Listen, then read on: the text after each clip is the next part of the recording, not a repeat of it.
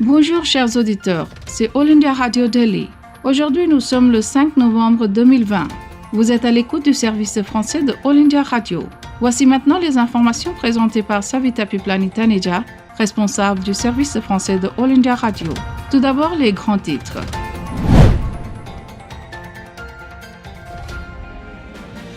Le décompte des voix en cours pour une élection présidentielle très disputée aux États-Unis.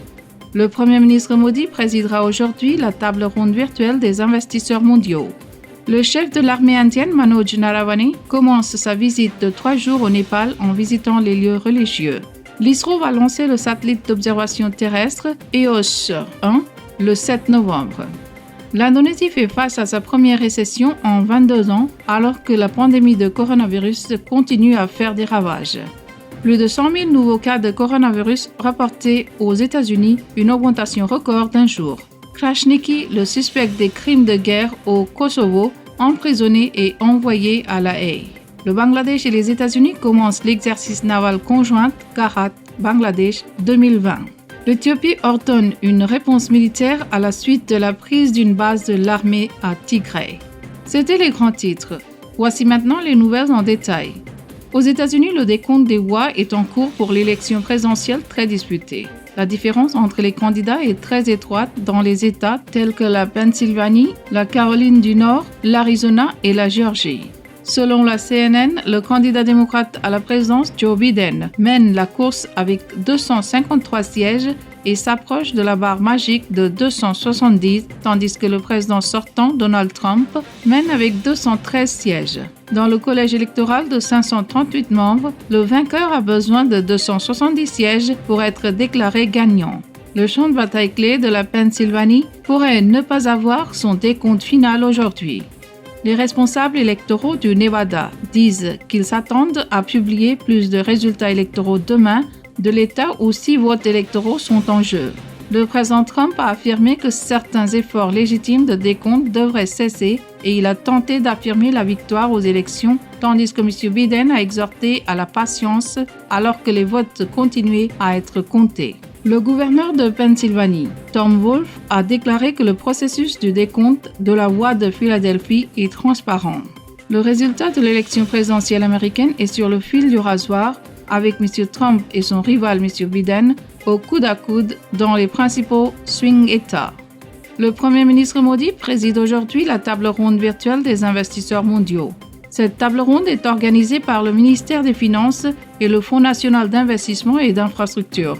Il s'agit d'un dialogue exclusif entre les principaux investisseurs institutionnels mondiaux, les chefs d'entreprises indiennes et les plus hauts fonctionnaires du gouvernement indien et des régulateurs des marchés financiers.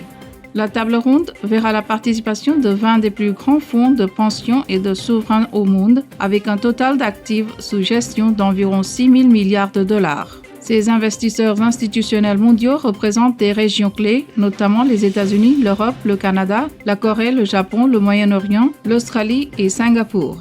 La table ronde virtuelle des investisseurs mondiaux se concentrera sur les discussions concernant les perspectives économiques et d'investissement de l'Inde, les réformes structurelles et la vision du gouvernement quant à la voie vers une économie de 5 000 milliards de dollars. Le chef de l'armée indienne, Manoj Naravane, commence sa visite de 3 jours au Népal en visitant les lieux religieux. Le chef de l'armée indienne, le général Manoj Naravane, qui est dans une visite de 3 jours au Népal, a visité des lieux religieux hier. Le général Naravane s'est rendu à Kumarighar, sur la place Kathmandu Darbar, et a vénéré la déesse vivante Kumari, et a ensuite visité la place Basantapur Darbar avec son épouse Veena Naravane. Le général Naravane serait aujourd'hui attribué le grade de général honoraire de l'armée népalaise par la présidente Bindya Devi Bhandari lors d'une cérémonie d'investiture qui aura lieu à Sheetal Nivas. Le général Naravane tiendra des entretiens bilatéraux avec son homologue Thapa et il assistera à un dîner organisé par le chef de l'armée népalaise. Vendredi, le général Naravane prononcera un discours au collège d'état-major et de commandement de l'armée népalaise à Shivapuri, où des officiers supérieurs de l'armée népalaise seront présents. L'ISRO, ou l'Organisation indienne de recherche spatiale, va lancer le satellite d'observation terrestre EOS-01 le 7 novembre. 9 autres satellites commerciaux seront aussi envoyés dans l'espace par le véhicule de lancement PSLV C-49. L'ISRO a précisé que les horaires de lancement dépendent de la météo locale. Ce lancement sera le premier par l'ISRO après une suspension de travail à cause de la COVID. Le programme sera exécuté depuis la première rame de lancement du centre spatial Satish Dhawan à Sriharikota dans le sud de l'Andhra Pradesh, près de Chennai. Selon l'ISRO, le satellite EOS-01 sera d'usage dans les applications dans l'agriculture, la foresterie et la gestion des catastrophes. L'opération de lancement sera transmise en direct, bien que les médias ne soient pas invités cette fois-ci. La galerie des spectateurs sera également fermée à cause de la pandémie.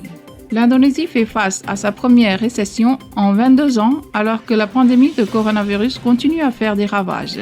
L'une des plus grandes économies de l'Asie du Sud-Est, l'Indonésie a témoigné d'une chute de 3,49% au troisième trimestre de l'année par rapport à la même période en 2019.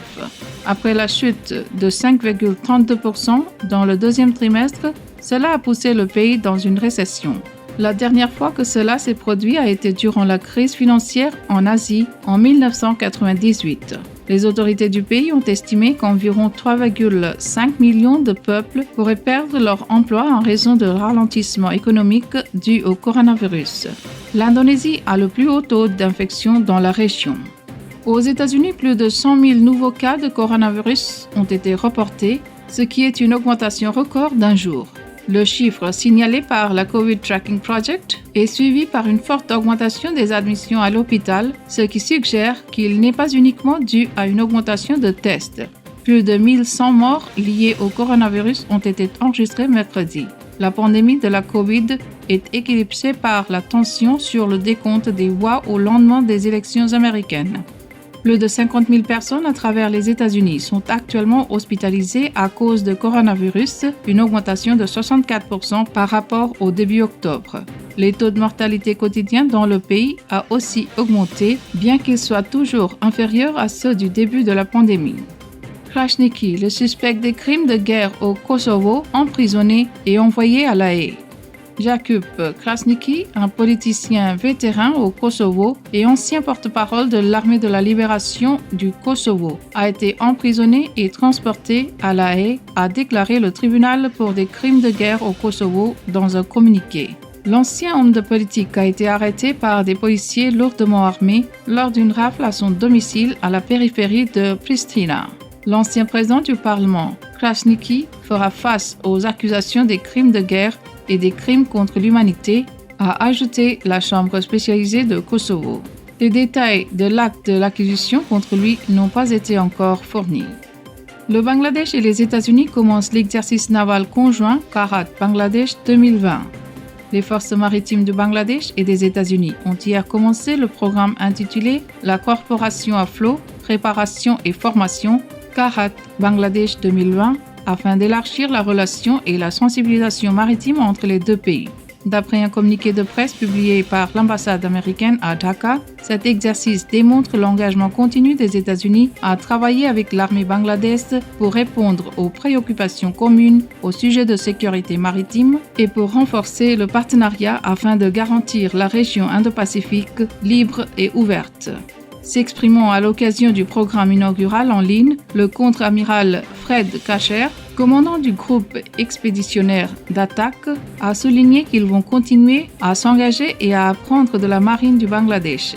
Le contre-amiral de la flotte navale du Bangladesh, M. Mahboub ul-Islam, a expliqué que la Karat se présente comme une unique plateforme de travailler avec la marine américaine. L'Éthiopie ordonne une réponse militaire à la suite de la prise d'une base de l'armée à Tigray. Le Premier ministre éthiopien Abiy Ahmed a ordonné hier une action militaire après la prise d'une base de l'armée par des forces loyales au gouvernement régional de Tigray. M. Abiy a accusé le parti au pouvoir de la région, le Front de libération du peuple de Tigre, ou le FLPT, d'être derrière cette attaque. Plusieurs personnes ont été tuées et blessées et des biens ont été détruits lors de l'attaque, a-t-il informé dans un discours télévisé. Le cabinet a annoncé l'état d'urgence dans la région pour une période de 6 mois. Les autorités nationales ont également coupé les services d'électricité, de téléphone et d'Internet à Tigray. Les tensions entre le gouvernement et le FLPT, qui faisait partie de la coalition avant d'embrouiller avec M. Abiy, a augmenté dans ces derniers mois, avec les deux côtés accusant l'autre de comploter pour utiliser la force militaire. C'était notre bulletin d'information. Vous êtes à l'écoute du service français de All India Radio. Ne quittez pas l'écoute du service français. Chers amis, nous allons maintenant vous présenter le commentaire sur un sujet d'actualité. Le sujet du commentaire d'aujourd'hui est l'Inde va émerger comme une puissance mondiale après Covid-2019. Une vague de signaux économiques encourageants ces dernières semaines a insufflé l'optimisme que l'économie indienne se rétablit rapidement à la suite de la levée progressive du confinement imposé à la suite de l'épidémie du nouveau coronavirus depuis mars 2020.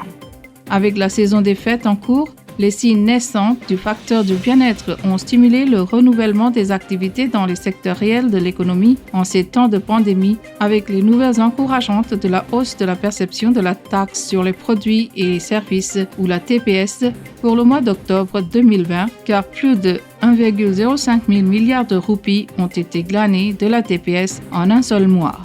Il s'agit de plus du rendement mensuel le plus élevé de la fiscalité indirecte depuis février, juste avant la propagation de la pandémie en mars et le premier long blocage que l'économie nationale a dû subir. Il convient de noter que l'augmentation de 10,25% en octobre s'est rapprochée d'une hausse de 4% en septembre. Par rapport au 6e mois consécutif de contraction des revenus de TPS depuis mars, cette tendance à la hausse sur 2 mois reflète une reprise qui s'accélère progressivement, mais sûrement aussi. La hausse des revenus de la TPS en octobre est largement liée à l'activité réelle des secteurs en septembre, un mois au cours duquel des améliorations notables ont été enregistrées dans une gamme d'indicateurs à haute fréquence, notamment les exportations et l'indice des directeurs d'achat pour le secteur manufacturier. Pour confirmer que la reprise de l'activité n'est pas qu'un éclair dans la casserole, le secteur manufacturier du pays s'est amélioré pour le 3e mois consécutif en octobre, les entreprises ayant amélioré leur production au maximum en 13 ans dans un contexte de forte croissance des ventes. L'enquête mensuelle principale désaisonnalisée de l'indice de directeur des achats manufacturiers de HIS Market India est passée de 56,8 en septembre à 58,9 en octobre pour illustrer la solide amélioration de la santé de ce secteur axé sur l'emploi en plus d'une décennie. En avril, l'indice est passé au mode contraction après être resté en territoire de croissance pendant 32 mois consécutifs. En langage de l'indice des directeurs d'achat, une impression au-dessus de 50 signifie une expansion, tandis qu'un score inférieur à cela signifie une contraction. Les auteurs de l'enquête ont déclaré que les niveaux de nouvelles commandes et de production chez les fabricants indiens ont continué de se remettre des contractions induites par la COVID-19 observées plus tôt dans l'année, les résultats de l'indice des directeurs d'achat d'octobre reflétant des taux d'expansion mensuels historiquement élevés. Les fabrications ont indiqué que l'assouplissement continu des restrictions en raison de la COVID-19, de meilleures conditions du marché et une demande améliorée les avaient aidés à obtenir de nouveaux travaux en octobre. Alors que les grandes entreprises augmentaient encore leur production, les plus grands fabricants d'automobiles du pays ont enregistré des ventes records en octobre, ce qui ne manquera pas de renforcer les collectes de la TPS utilisées pour indemniser les États, un problème qui a menacé de perturber le fédéralisme coopératif ces derniers mois. Il est intéressant de noter que le secteur des services domestiques a évolué au même rythme que le segment manufacturier en enregistrant une reprise de l'activité. Alors qu'une reprise de l'activité manufacturière a commencé en août, l'amélioration tardive mais manifeste du segment de services avec une solide expansion de nouveaux travaux et de l'activité commerciale en octobre, que cet important contributeur au produit brut ou PIB du pays commence à exercer son influence pour consolider les gains tangibles de l'économie. Une caractéristique particulièrement remarquable est que les flux d'investissements directs étrangers du pays au cours des 5 premiers mois de l'exercice actuel, d'avril à août, ont atteint un point énorme, en dépit de la pandémie, en augmentant de 13% à plus de 35 milliards de dollars, selon le secrétaire aux affaires économiques, M. Tarun Bajaj.